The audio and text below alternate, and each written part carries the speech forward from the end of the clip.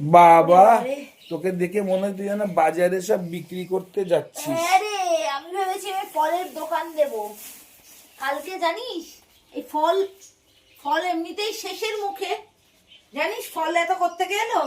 এ দেখ, দেখো একটা গোটা কাঁঠাল বন্ধ হয়ে গেছে রে, পেকে গেছে। দাঁড়াও আরো দেখাই, ফলের দোকান দেব দোকান।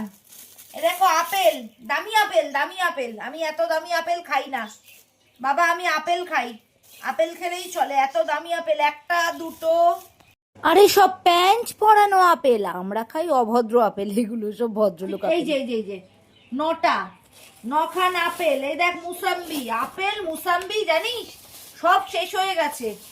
ভাবলাম হয়তো আনতে হবে। বাহ, ওই মাঝে মধ্যে ভগবান আশীর্বাদ করলে এরকমই হয়।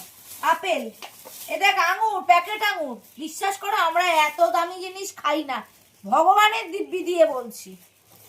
এ দেখ আম, আম প্রচুর এখনো ঘরে রয়েছে। আমি মনে হচ্ছে না ফলের হাটে বসেছি। কিরে উত্তর দে। আসলে আমি ভেবাচিকা খেয়ে গেছি তো, তাই আমি উত্তর দিতে পারছি না। উত্তর শুকিয়ে গেছে আমার। উত্তর শুকিয়ে গেছে? হ্যাঁ। ও আচ্ছা। আরো দেখো, এটা দেখো, মা গো মা, এ তো যেন ফল খাওয়া না, এই দেখো পয়সা খাওয়া। চেরি, চেরি, এই দেখো